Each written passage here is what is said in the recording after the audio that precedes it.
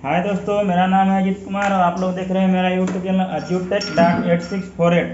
ठीक है, तो हम लोग क्या कर रहे थे, हम लोग फिजिक्स में क्या पढ़ रहे थे, बल तथा गति के नियम, force and law of motion.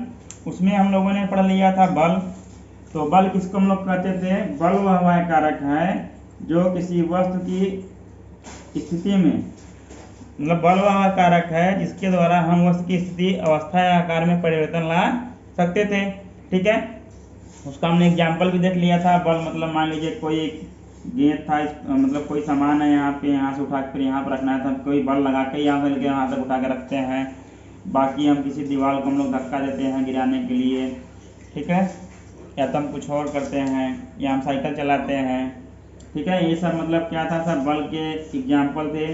या तो हम क्या करते हैं, कोई वस्तु होती है जिसको हम धकेलना होता है, ये भी मतलब एक प्रकार का बल का एग्जाम्पल है, सबको धकेल रहे हैं। अब ये सब बल पढ़ने के बाद हम लोग क्या पढ़े थे, संतुलित बल। संतुलित बल में हम लोग क्या पढ़े थे, उसमें संतुलित बल में पढ़े थे कि एक ऐसा बल है जिसका परिणामी बल क्या होता है, शून्य होता है। परिणामी हमेशा क्या होता है, शून्य होता है। मतलब 10 न्यूटन इधर से लगेगा तो 10 न्यूटन इधर से लगेगा। अब हमको पता है बल एक सदिश राशि है, अगर इधर वाला हम पॉजिटिव मानेंगे, इधर वाला हमेशा क्या होगा, नेगेटिव हो जाएगा। जब जोड़ों को जोड़ेंगे 10, इधर फिर -10 हो जाएगा, क्या हो जाता है, 0 हो जाएगा। मतलब कि संतुलित बल वह था जब विपरीत दिशा में दो समान बल लगते हैं, जिससे वस्तु की स्थिति में कोई परिवर्तन नहीं होता, जिसे हम क्या कहते हैं, संतुलित बल कहते हैं। एक परिभाषा ये थी, दूसरी परिभाषा ये थी कि यदि किसी वस्तु पर कितने भी बल लग रहे हों, उसका परिणामी बल शून्य हो, उसका परिणामी बल क्या हो, शून्य हो, उसको क्या कहेंगे हम लोग, संतुलित बल कहेंगे। वस्तु या निकाय कह लीजिए, कुछ भी कह लीजिए, इस पर कितने भी बल लग रहे हैं लेकिन इसका क्या हो, परिणामी बल पूरा शून्य होगा, तो उसको क्या कहेंगे हम लोग, संतुलित बल कहेंगे।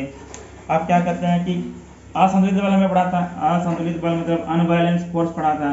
अनबैलेंस फोर्स में क्या पढ़ा था हमने, जब किसी वस्तु या निकाय पर मतलब कि बल कार्य करता है, तो कोई एक बल या एक से अधिक बल कार्य करता है, तो जिसकी वजह से वस्तु की स्थिति में परिवर्तन होता है, उसको हम लोग क्या कहते हैं, असंतुलित बल कहते हैं। मतलब क्या कहते हैं, जिसका परिणामी बल शून्य नहीं हो, एक से अधिक बल, एक या एक से अधिक बल कार्य कर रहे हो किसी वस्तु या निकाय पर, और उसका परिणामी बल क्या हो, शून्य न हो, तो क्या उसको हम लोग क्या कहते हैं, असंतुलित बल कहते हैं। किसी वस्तु की स्थिति में परिवर्तन, वस्तु यहाँ से वहाँ जा रही है, हम कुछ उठा के यहाँ से वहाँ कर रहे हैं, उस ये सब मतलब क्रिया किसकी वजह से होता है, असंतुलित बल की वजह से होता है। संतुलित बल की वजह से कुछ नहीं होता है। ठीक है, इतना हम लोग पढ़ लिए थे। अब आगे हम लोग पढ़ेंगे फर्स्ट लॉ ऑफ मोशन, गति का प्रथम नियम। ठीक है, चलिए आगे देखते हैं। तो दोस्तों हम लोग फर्स्ट लॉ ऑफ मोशन पढ़ेंगे। फर्स्ट लॉ ऑफ मोशन दिया किसने था, सर आइजैक न्यूटन ने दिया है। ठीक है, कोई पूछेगा first law of motion, second law of motion और थर्ड लॉ ऑफ मोशन। गति से संबंधित नियम किसने दिया है, तीनों गति से संबंधित नियम किसने दिया है, सर आइजैक न्यूटन ने दिया है। ठीक है, गति का प्रथम नियम में क्या कहता है कि यदि कोई वस्तु गति की अवस्था में है, मतलब मान लीजिए चल रही है, ठीक है, ये चल रही है, ये कोई वस्तु है, ये है, यदि कोई वस्तु गति की अवस्था में है, या तो कोई वस्तु स्थिर अवस्था में है, ठीक है, ये वस्तु भी हो गई स्थिर अवस्था में है। ठीक है, तो क्या कहता है गति का प्रथम नियम, यदि कोई वस्तु चल रही है तो चलती ही रहेगी, यदि कोई वस्तु स्थिर है तो स्थिर ही रहेगी, जब तक इस पर कोई बाह्य बल ना लगाया जाए। देखिए अब चल रही है, चलती रही, मान लीजिए इस तरफ चल रही है, हम इस तरफ मान लीजिए इधर 10 न्यूटन का बल लगाए थे, हम लोग चल रही थी, इधर 10 न्यूटन का बल लगा दिए, क्या हो गया, रुक गया, ये तो रुक जाएगा।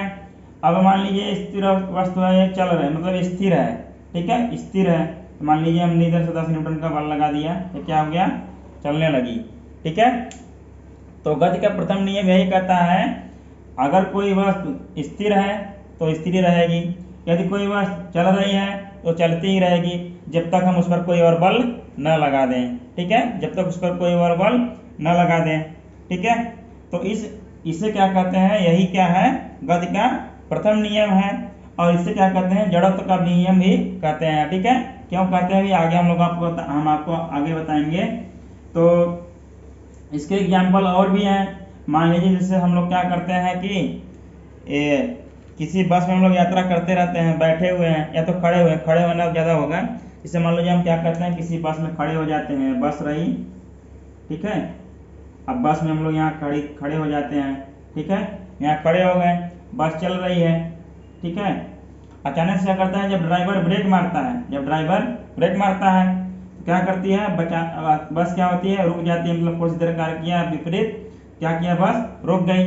अब देखिए हमारा जो निचला हिस्सा होता है बस से कनेक्टेड है, इस बस से जुड़ा हुआ है, पैर जो है हमारा पैर बस के फर्श पे रहता है, तो क्या होता है, हमारा पैर भी रुक जाता है इतना पोर्शन। लेकिन क्या है, पैर के ऊपर जितना है वो पोर्शन क्या होता है, वो गतिमान ही रहती है, मतलब ये आगे ही जाता रहता है, इधर आगे जाता रहता है, ये रुक गया, ठीक है, ये नीचे वाला पोर्शन रुक गया। हम लोग क्या करते हैं, आगे की ओर झुक जाते हैं। अचानक से देखते होंगे आप लोग, एक तो एग्जाम्पल भी आप लोग बस में ट्रेवल किए होंगे, देखे होंगे कि अचानक से आगे की तरफ झुक जाते हैं। अब इसके विपरीत मान लीजिए बस क्या है, रुकी हुई है, ठीक है, बस क्या है, रुकी हुई है, और बस क्या हुआ, अचानक से चल दिया, अचानक चल दिया, तो आपका जो नीचे का पोर्शन है, मतलब ये है जो पैर है, पैर तो चल दिया बस के साथ, उसके फ्लोर के साथ अटैच है आपका पैर, लेकिन क्या है, आपका जो कमर के ऊपर का भाग है वो तो नहीं है। तो क्या होता है, हम लोग पीछे की तरफ गिर जाते हैं। आप लोग देखे होंगे, ये तो आप लोग समझ गए, ठीक है। चलिए आगे देखते हैं, मतलब ये सब मतलब एक बल के प्रकार ही आपको बता रहे हैं कैसे कैसे कार्य करता है। अब गति का प्रथम नियम हम लोग कौन सा एग्जाम्पल देखेंगे, आइए देखते हैं। अब मान लीजिए कि हम क्या है कि ये कोई वस्तु है, मतलब साइकिल, ये मान लीजिए साइकिल ही है, ठीक है, ये साइकिल है, साइकिल पे हम लोग कोई बल नहीं लगा रहे हैं जब तक ये साइकिल क्या है, खड़ी हुई है, ठीक है। अब साइकिल पे हम लोग जैसे ही पेडल मारते हैं साइकिल क्या होती है, चलने लगती है, मतलब वाह बल हमने लगाया।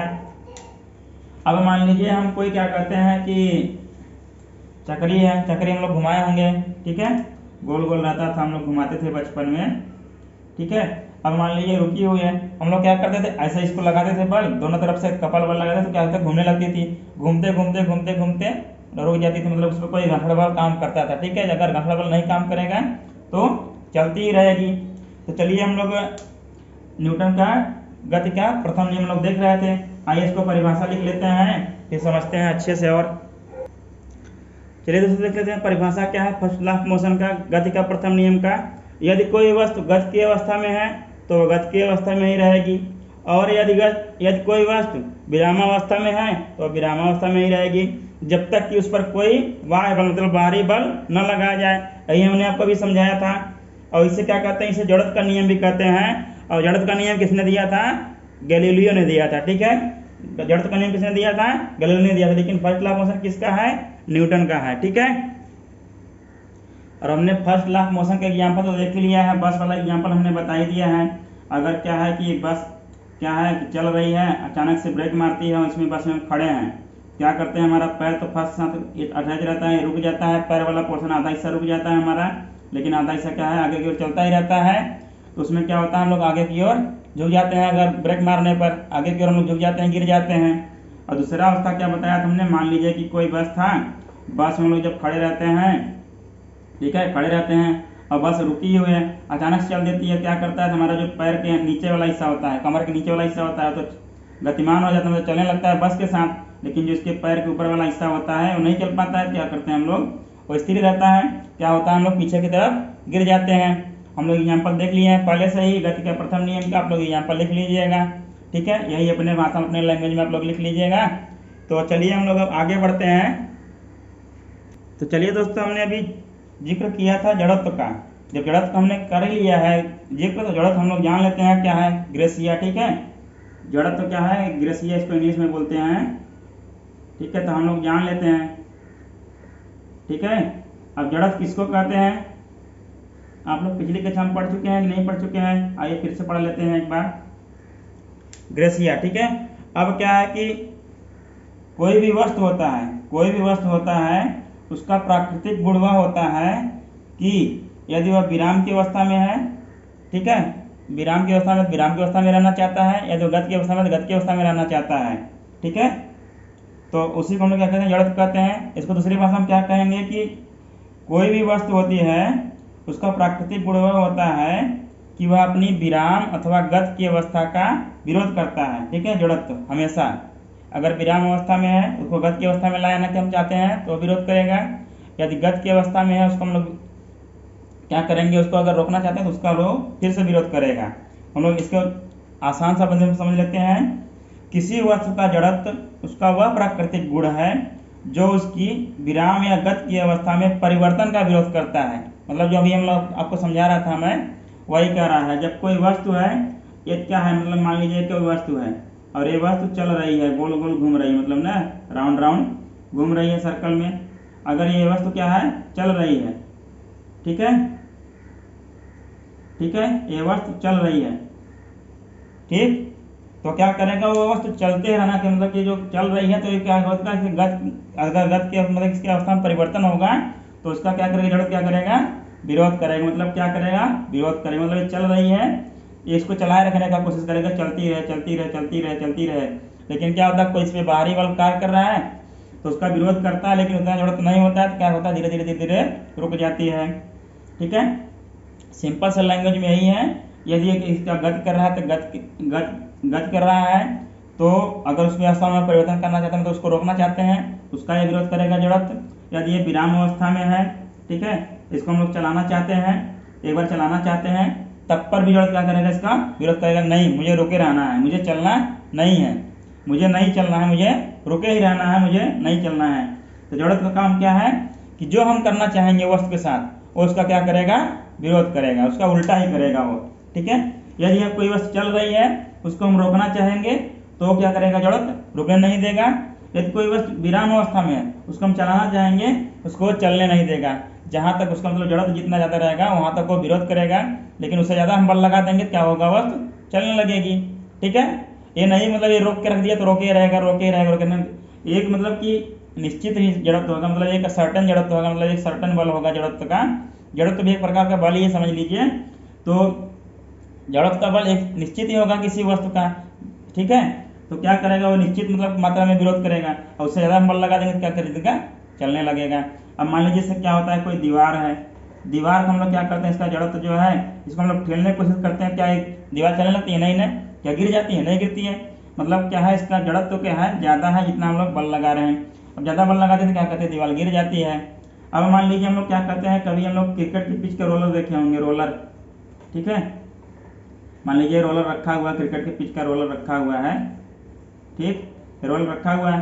अब हमको खींचना है, अब बहुत वजन है तो हम लोग नहीं खींच पा रहे, मतलब क्या करें, खींच रहे हैं लेकिन खींचने नहीं दे रहा। तो कौन रोक रहा है, जड़त्व ही रोक रहा है, जो हम लोग खींच नहीं पाते हैं। ठीक है, जड़त्व ही रोक रहा है। मतलब ठेला गाड़ी है, आप छोटे हैं, ठेला गाड़ी आप नहीं खींच पा रहे हैं, पहिया हो गया इसका, एक पहिया हो गया यहाँ, एक पहिया क्या हो गया यहाँ हो गया, आप क्या नहीं खींच पा रहे हैं। तो ठेला गाड़ी जो खड़ी हुई है अब आप खींच रहे तो नहीं खींच पा रहे हैं, जो जितना बल लगा रहे हैं, तो ठेला गाड़ी को रोक कौन रहा है, जड़त्व ही रोक रहा है, जड़त्व ही रोक रहा है।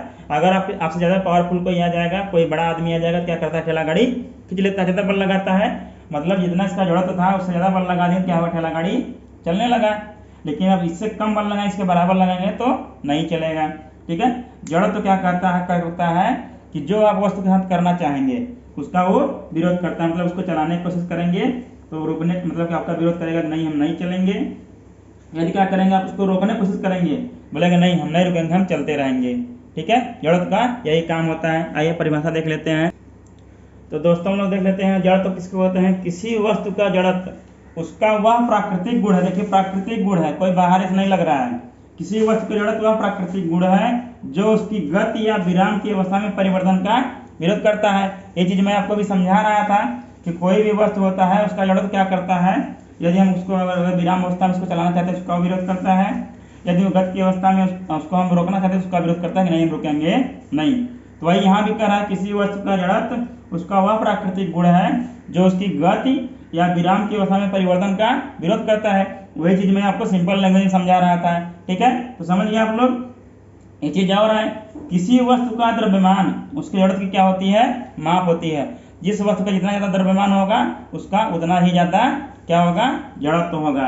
यही लिख दिया मैंने, क्या लिख दिया, इसलिए जड़त्व क्या है, द्रव्यमान पर निर्भर करता है, किसी वस्तु के आकार पर नहीं। मान लीजिए कोई हम खोखला वस्तु बना दिए, वो 1 kg का ही है, ठीक है, तो हम उसको आसानी से उठा के चल देते हैं। लेकिन क्या करते हैं, कोई छोटा ही वस्तु रहता है लेकिन वो 50 केजी का रहता है, उसको हम आसानी से नहीं उठा पाते हैं, नहीं लेके चल पाते हैं, हम लोग परिवर्तन नहीं कर पाते हैं, एक स्थान से दूसरे स्थान पर नहीं रख पाते हैं।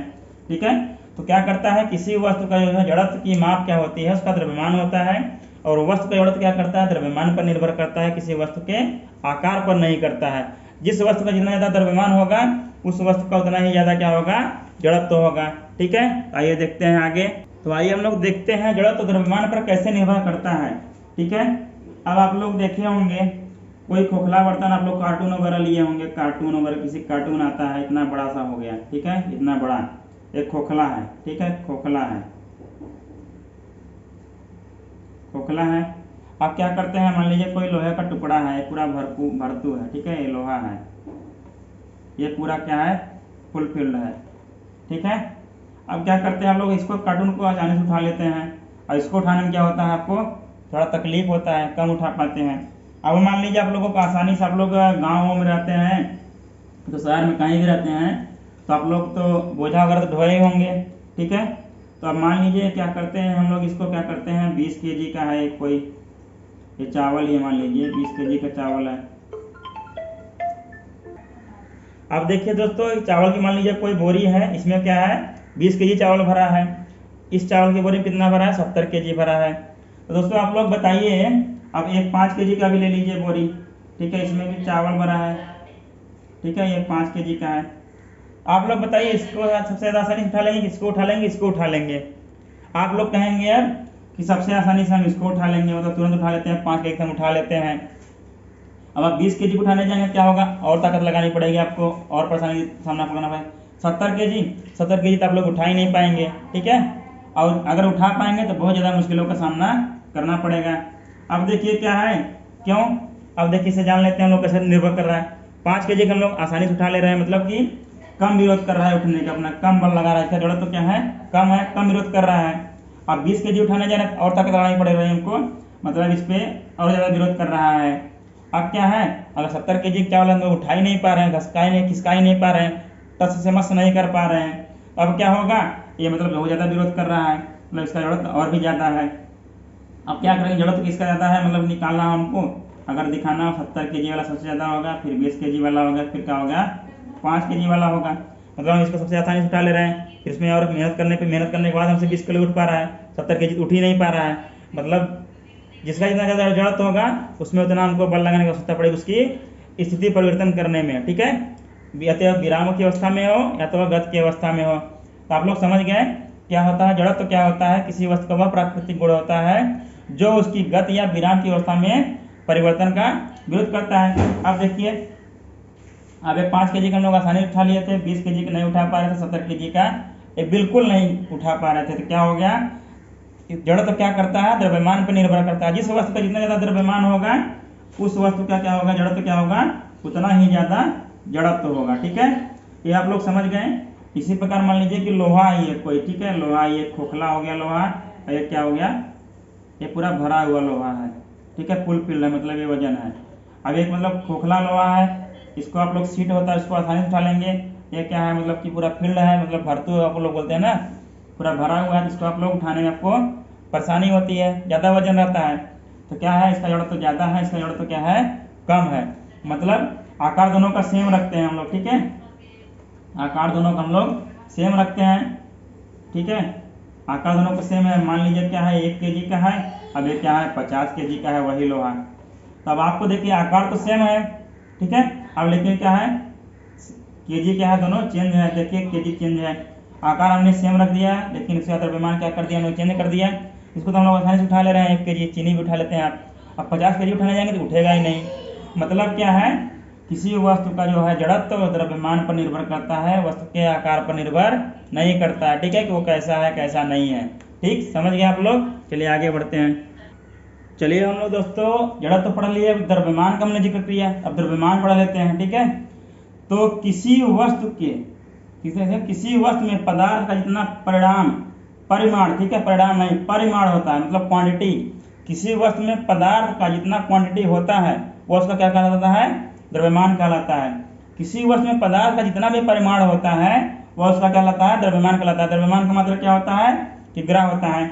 आप लोग दुकान पे जाते होंगे, बोलते होंगे 1 केजी चीनी दे दीजिए, 2 kg चीनी दे दीजिए, 3 किलो चावल दे दीजिए, ठीक है, 3 kg चावल दे दीजिए। आप लोग केजी में बोलते हैं ना, तो वस्तु का जितना परिमाण है मतलब क्वांटिटी, आप लोग क्वांटिटी लेते हैं ना, चीनी की क्वांटिटी लेते हैं, 1 kg क्वांटिटी हो गई, ठीक है, 2 kg क्वांटिटी हो गई, चीनी की 2 kg दे दीजिए हमको। तो जितना भी क्वांटिटी होता है परिणाम, किसी वस्तु में पदार्थ का जितना भी क्वांटिटी होगा, जितना भी परिमाण होगा, उसको क्या कहेंगे हम लोग, द्रव्यमान कहेंगे, ठीक है। द्रव्यमान का मात्रा क्या होता है, किग्रा होता है। ये किसमें होता है, किग्रा हो गया, ठीक है। इसका किसमें, किस मात्रा में होता है किग्रा, किस मात्रा में होता है, आप लोग बताइए। चलिए, आप लोगों को नहीं पता तो हम ही बताते हैं। ये क्या होता है, मीटर किग्रा, मीटर किग्रा सेकंड प्रणाली, ठीक ना, सेकंड प्रणाली होता है, प्रणाली मतलब सिस्टम, प्रणाली सिस्टम। ये हम क्या सिस्टम हम लोग पढ़े होंगे। ये क्या है, सीजीएस सिस्टम, मतलब क्या है, सेंटीमीटर, सेंटीमीटर ग्राम सेकंड, ठीक है, प्रणाली मतलब सिस्टम। सीजीएस प्रणाली होती है कि एमकेएस प्रणाली होती है, ठीक है। एमकेएस में क्या होता है, द्रव्यमान की मात्रा किग्रा होता है, और सीजीएस में क्या होता है, ग्राम होता है। लेकिन हम लोग क्या करेंगे, एमकेएस हमेशा पढ़ते हैं, तो इसका मतलब क्या हो गया, किग्रा हो गया। अब द्रव्यमान किसको कहते हैं, लोग समझ लिए हैं कि किसी वस्तु में पदार्थ का जितना भी परिमाण होगा, क्वांटिटी होगा, वही उसका क्या कहलाएगा, द्रव्यमान कहलाएगा, ठीक है। हम लोग समझ लिए 1 kg, 2 kg, 3 kg, 4 kg, 5 kg, 6 kg। अब और लोग क्या करते हैं कि अब कंफ्यूजन में रहते हैं, द्रव्यमान और भार में कंफ्यूजन होता है। किसी वस्तु का द्रव्यमान जो होता है, आप उस वस्तु को कहीं भी ले जाइए, पृथ्वी पर रखिए, चंद्रमा पर रखिए, सेंटर पर रखिए, पृथ्वी पे वस्तु का द्रव्यमान में कोई परिवर्तन नहीं होगा। मतलब क्या कि उसको क्वांटिटी जितनी है वही उसका द्रव्यमान कहला रहा है, मतलब उसमें कोई परिवर्तन नहीं होगा। द्रव्यमान को कहीं भी ले जाइए, 1 kg यहाँ है तो 1 kg चंद्रमा पे भी रहेगा, 1 kg अगर यहाँ है तो मंगल वगैरह पर ले जाएंगे, 1 kg वहाँ भी रहेगा। मतलब द्रव्यमान में कोई परिवर्तन नहीं आएगा, जो द्रव्यमान यहाँ पे है वो द्रव्यमान हर जगह रहेगा। लेकिन अब आइए भार पढ़ते हैं, भार देख लेते हैं। तो चलिए दोस्तों, हम लोग भार पढ़ते हैं, द्रव्यमान के लिए भार देखते हैं। भार किसको कहते हैं, जिस बल से पृथ्वी किसी वस्तु को अपने केंद्र की ओर खींच रहा है।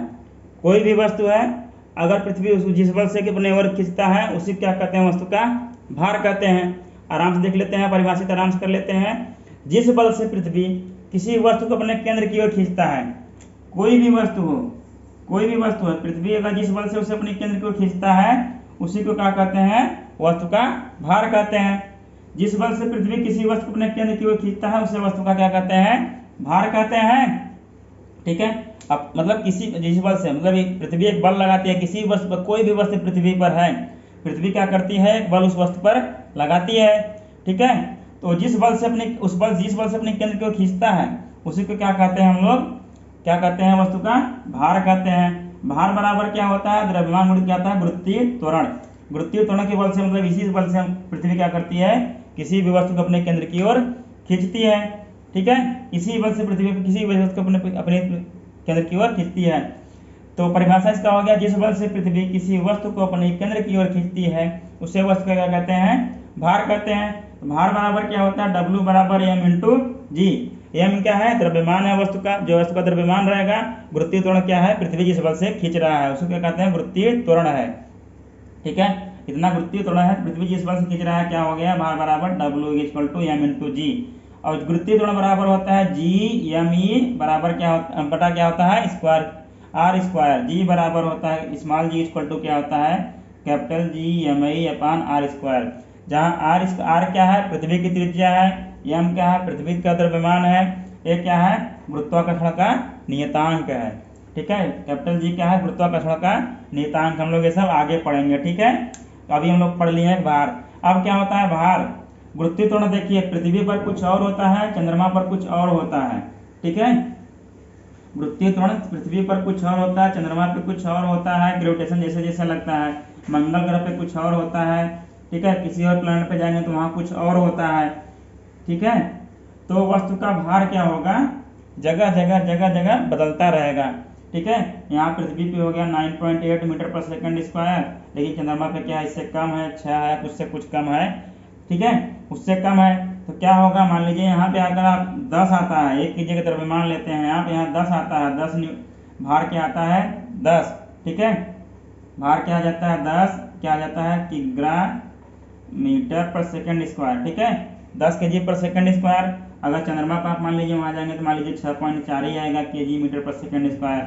ठीक है, तो भार क्या है बदलता रहता है, हमेशा क्या है बदलता रहता है। हर एक स्थान पर जैसे जैसे स्थान बदलेगा या तो प्लैनेट बदलेगा, जैसे जैसे भार क्या है बदलता रहेगा। लेकिन द्रव्यमान किसी वस्तु का हमेशा स्थिर रहता है, कहीं भी ले जाए इसको, कहीं भी रखिए कैसे भी रखिए, द्रव्यमान उसका स्थिर रहेगा। 1 केजी है तो 1 केजी ही रहेगा, किसी भी प्लैनेट पे ले जाइए, क्योंकि वो परिमाण होता है, उसका क्वांटिटी होता है। लेकिन भार क्या है, जिस बल से पृथ्वी अपने केंद्र की ओर खींच रहा है किसी वस्तु को, वो उसका भार कहला रही है। अगर चंद्रमा पे ले जाएंगे तो वही हो जाएगा, जिस बल से चंद्रमा किसी वस्तु को अपने केंद्र की ओर खींचेगी वहाँ पे वह उसका भार कहलाएगा। तो वहाँ चंद्रमा पे कम हो जाएगा, क्योंकि हमको पता है वहाँ पे क्या है ग्रेविटी कम है। ठीक है, चलिए अब आगे बढ़ते हैं, गति का द्वितीय नियम पढ़ते हैं अब हम लोग। आइए दोस्तों हम लोग देखते हैं सेकंड लॉ ऑफ मोशन क्या बोलता है। वह कहता है कि किसी वस्तु के संवेग में परिवर्तन की दर, किसी वस्तु के संवेग में परिवर्तन की दर उस वस्तु पर लगने वाले बल के समानुपाती होता है। लेकिन संवेग परिवर्तन की दर होना चाहिए जो है वो बल की दिशा में ही कार्य करता है, जो बल की दिशा में ही कार्य करता है, जो संवेग परिवर्तन की दर बल की दिशा में ही कार्य करता है। अब क्या है, किसी वस्तु के संवेग में परिवर्तन, संवेग में परिवर्तन की दर उस पर लगने वाले बल के समानुपाती होता है। कोई भी वस्तु है उसके संवेग में परिवर्तन की दर उस वस्तु पर लगने वाले बल के समानुपाती होता है, जो बल के ही दिशा में कार्य करता है। ठीक है, इतना आ गया। अब हम लोग क्या करेंगे, पहले संवेग में परिवर्तन किसको कहते हैं। संवेग परिवर्तन बराबर होता है द्रव्यमान गुणित वेग। संवेग बराबर होता है, देखिए संवेग बराबर होता है, इसका फॉर्मूला हम लोग लिखेंगे, क्या होता है द्रव्यमान गुणित वेग। ठीक है, संवेग बराबर क्या होता है द्रव्यमान गुणित वेग। संवेग मान लीजिए इसको पीस पद्धति करते हैं, इसका क्या होता है फॉर्मूला m इंटू डी। हम लोग पहले जान लेते हैं संवेग, संवेग बराबर क्या होता है द्रव्यमान गुणित v, द्रव्यमान गुणित वेग, m इंटू v। m हो गया द्रव्यमान, v हो गया वेग, और क्या हो गया p हो गया संवेग। ठीक है, इतना लिखते हैं। चलिए हम ये जो कह रहा है, देखिए क्या कह रहा है, किसी वस्तु में संवेग परिवर्तन की दर, परिवर्तन की दर, अभी संवेग है, संवेग में परिवर्तन निकालेंगे, फिर परिवर्तन की दर निकालेंगे, फिर वो क्या करेगा, वस्तु के जो उस वस्तु है उस वस्तु पर लगने वाले बल के समानुपाती होता है।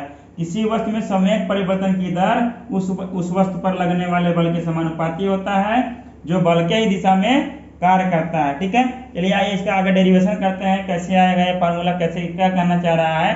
ठीक है, आगे बढ़ते हैं। तो दोस्तों कभी कभी हम लोगों से क्वेश्चन पूछता है एग्जाम में, कॉम्पिटिटिव एग्जाम में, या तो आप डिप्लोमा के एग्जाम देने जाएंगे, पॉलिटेक्निक देने जाएंगे, तो उसमें पूछता है कि जो ये बल का परिभाषा है वो किस नियम से प्राप्त होता है। ठीक है, अब हम यहाँ क्या करते हैं, सेकंड लॉ ऑफ मोशन में हम लोग क्या करते हैं, बल का डेरिवेशन करते हैं। अधिकतर बच्चे क्या लगा के आते हैं सेकंड लॉ ऑफ मोशन, लेकिन नहीं, वो फर्स्ट लॉ ऑफ मोशन से बल का परिभाषा हमको प्राप्त होता है, मतलब बल का मतलब की परिभाषा प्राप्त होता है। क्योंकि हम लोग उसमें ही हम लोग जिक्र किए हैं कि जब कोई वस्तु गति की अवस्था में तो गति की अवस्था में रहेगी, यदि कोई वस्तु विरामावस्था में तो विरामावस्था में रहेगी, जब तक कि उस पर कोई बाहरी बल न लगाया जाए। तो बल का जिक्र कहाँ हो रहा है, फर्स्ट लॉ ऑफ मोशन में हो रहा है। जो फर्स्ट लॉ ऑफ मोशन हम लोग कहा था वही हम लोग क्या कर रहे हैं, सेकंड लॉ ऑफ मोशन उसका डेरिवेशन कर रहे हैं। तो बल का परिभाषा हमको कहाँ से प्राप्त होता है, बल का जिक्र हमको कहाँ से प्राप्त होता है, अगर क्वेश्चन कभी पूछेगा आप लोगों से, आप लोग बोलेंगे फर्स्ट लॉ ऑफ मोशन से होता है। ठीक है, चलिए आगे बढ़ते हैं। तो चलिए दोस्तों हमने क्या किया है, हमने मान लिया है कि माना किसी वस्तु का द्रव्यमान क्या है, m है। ठीक है, जिसका प्रारंभिक वेग क्या है, u है, तथा आप देखिए जिस पर t समय तक एक निश्चित बल क्या लगता है, f लगता है। जब t समय तक निश्चित बल f लगाते हैं तो उसका वेग क्या हो जाता है, v हो जाता है। ठीक है, अब देखिए प्रारंभिक वेग हमको पता है, द्रव्यमान पता है, प्रारंभिक वेग पता है हमको, तो प्रारंभिक समय बराबर क्या हो जाएगा, समय बराबर में हमने देखा क्या होता है, द्रव्यमान गुणित क्या होता है वेग, द्रव्यमान क्या हो गया m, और प्रारंभिक वेग क्या है, देखिए यहाँ पे u है, तो P1 बराबर हम क्या कहेंगे, प्रारंभिक वेग समय क्या लिख दिया, m इंटू u। अब देखिए t समय तक इस पे बल लगा, एक निश्चित बल F लगा, जिससे वस्तु का वेग क्या हो गया, v हो गया। अब देखिए वस्तु का द्रव्यमान तो सेम है, हमको अंतिम समय निकालना है तो P2 निकालना है, तो वस्तु का द्रव्यमान सेम है, द्रव्यमान तो गुणित क्या है, अंतिम वेग क्या हो गया, v हो गया। वेग क्या हो गया, v हो गया, m इंटू क्या हो गया, v हो गया। अब हमको संवेग में परिवर्तन निकालना है दोस्तों। जब हम परिवर्तन निकालते हैं तो अंतिम में से पहले को घटा देते हैं, मतलब प्रारंभिक संवेग माइनस क्या करेंगे, प्रारंभिक संवेग माइनस सॉरी अंतिम संवेग माइनस प्रारंभिक संवेग। ये क्या हो गया, संवेग परिवर्तन क्या आ गया, P2 माइनस P1 आ गया। जब भी हम किसी परिवर्तन निकालते हैं तो क्या करते हैं, चेंज निकालते हैं, कितना चेंज हुआ। मान लीजिए आज हमने 10 रुपए कमाया तो कल हमने 20 रुपए कमाया, कहते हैं हमारे कमाई में चेंज कितना हुआ। तो क्या करते हैं हम लोग, क्या करते हैं 20 में से 10 घटा देते हैं, क्या आ जाता है 10 रुपए हमारे कमाई में चेंज हुआ। उसी प्रकार क्या है, प्रारंभिक समय क्या आया, m इंटू यू आया, अब अंतिम समय क्या आया, m इंटू वी आया। तो समय में परिवर्तन हमने क्या किया, निकालना, तो क्या किया, अंतिम में से पहले को घटा दिया, अंतिम समय माइनस प्रारंभिक समय, इतना आ गया। अब हम लोग क्या करते हैं, आगे चलते हैं, देखते हैं हमको जो कह रहा है क्वेश्चन में, मतलब जो हमको परिभाषा में कहा था, किसी वस्तु का संवेग में परिवर्तन की दर उस पर लगने वाले बल के समानुपाती होता है। ठीक है, अब क्या करना है, संवेग में परिवर्तन की दर हमारा क्या हो जाएगा, हमको निकालना है। संवेग परिवर्तन निकाल लिए, अब संवेग में परिवर्तन की दर हमको निकालना है, क्या हो जाएगा, देखिए तो देखिए संवेग में परिवर्तन हमारा क्या था, P2 माइनस P1 था, P2 माइनस P1 है।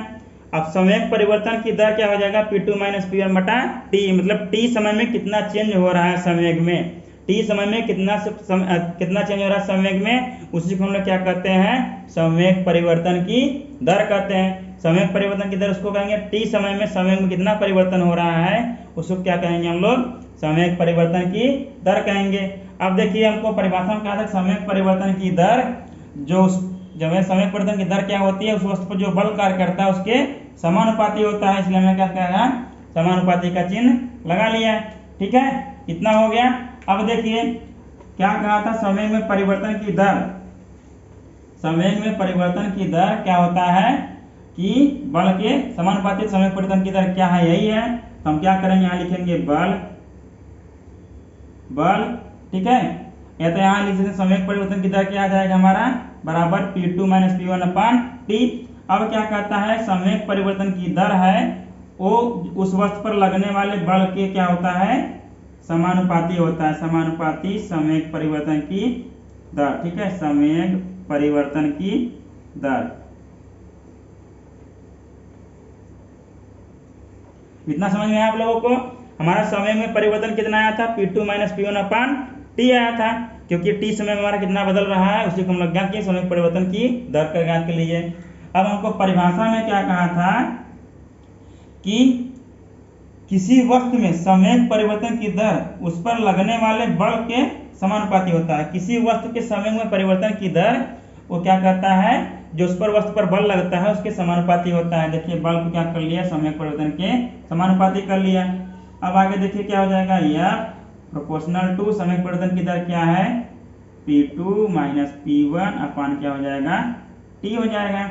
अब देखिए अब क्या हो जाएगा, यह प्रोपोर्शनल टू, अब P2 का क्या था देखिए m इंटू v था, अब P1 का क्या था m इंटू u था, ये हो गया ब्रैकेट में, बटे में क्या हो गया T। अब देखिए क्या हो जाएगा, f बराबर, देखिए m यहाँ भी कॉमन है, m यहाँ भी कॉमन है, हमको बाहर निकाल लेंगे, क्या हो जाएगा v माइनस यू बटा में क्या हो जाएगा T, v माइनस यू बटा में क्या हो जाएगा T। अब इसको मान लीजिए क्या हो गया, ये प्राप्त हुआ अभी। अब आगे आइए और बढ़ते हैं, बल बराबर संवेग परिवर्तन की दर हो गया, तो क्या कर लिए, proportional to P2 minus P1 upon T, या बराबर mv माइनस mu कर लिए, बटा में T कर लिए, या प्रोपोर्शनल क्या कर लिए कि हम कॉमन ले लिए, ब्रैकेट में बचा v माइनस u अपान T। अब आगे आइए देखते हैं क्या हो जाएगा। अब देखिए अब हम लोग क्या करेंगे, एक कांस्टेंट लेंगे, ठीक है, f बराबर, f क्या करेंगे बराबर एक लेंगे k, ठीक है, k इंटू m, अब ब्रैकेट में क्या हो जाएगा v माइनस यू बटे में क्या हो जाएगा t। ठीक है, अब जो हम लोग k लिया है यहाँ पे k बराबर एक नियतांक है, k बराबर 1, ऐसा हमने फैक्टर लिया था, ऐसा नियतांक लिया था, k बराबर 1 था, तो m बराबर क्या हो जाएगा m into v minus you बटा में t। ये हो गया समीकरण हमारा एक प्राप्त हो गया। अब क्या करेंगे, हम लोग क्या पढ़े थे, गति का प्रथम नियम पढ़े थे, गति का प्रथम समीकरण, गति का प्रथम समीकरण क्या था? अब यहाँ लिखेंगे गति के प्रथम समीकरण से, गति के प्रथम समीकरण से, ठीक है। गति के प्रथम समीकरण से देखिए, गति के प्रथम समीकरण क्या था? v = u + a t। अब इसको u को यहाँ लाएंगे तो क्या हो जाएगा? v - u = क्या हो जाएगा? a t। अब t को इधर लाएंगे तो a बराबर क्या हो जाएगा? v - u बटा में क्या हो जाएगा? t। ये हमारा गति का प्रथम समीकरण से था, ठीक है। ये इसको लेंगे समीकरण 2, ठीक है। अब समीकरण 2 का मान समीकरण 1 में हम लोग रख देंगे। आइए देखते हैं अब, ठीक है। देखिए दोस्तों, समीकरण 2 का मान समीकरण 1 रखने क्या प्राप्त हो जाएगा? f बराबर क्या हो जाएगा? ma। a कहाँ से आया? चूंकि हमने क्या रखा? v - u बटा में t बराबर क्या रखा? a रखा, ठीक है। इसको रखा हमने यहाँ से, तो यह बराबर क्या हो गया? ma, मतलब द्रव्यमान गुणित त्वरण आ गया। अब हम लोग पहले से जानते हैं बल एक क्या है? सदिश राशि है। बल का मात्रक क्या होता है? एक होता है न्यूटन, दूसरा ये देखते हैं क्या होता है, दूसरा होता है केजी मीटर प्रति क्या होता है? सेकेंड स्क्वायर, ठीक है। दूसरा मात्रक हो गया इसका किलोग्राम मीटर प्रति सेकंड स्क्वायर, ठीक है। और इसका तीसरा मात्रक होता है डाइन। 1 न्यूटन बराबर होता है, हम लोग हमने आपको पहले पढ़ा क्या है? 10⁻5 डाइन, ठीक है। 1 न्यूटन बराबर क्या होता है? 10⁻5 डाइन, ठीक है दोस्तों। तो हम लोग इस सेशन को यहीं खत्म करते हैं। बाकी गति का तृतीय नियम हम लोग अगले लेक्चर में पढ़ेंगे। तो दोस्तों, हमारे साथ बने रहने के लिए धन्यवाद। अगर आप लोगों को ये वीडियो पसंद आया तो अपने दोस्तों में प्लीज़ लाइक और सब्सक्राइब अपने दोस्तों में जरूर शेयर कीजिएगा, और अच्छा लगे तो लाइक और सब्सक्राइब जरूर कीजिएगा। धन्यवाद।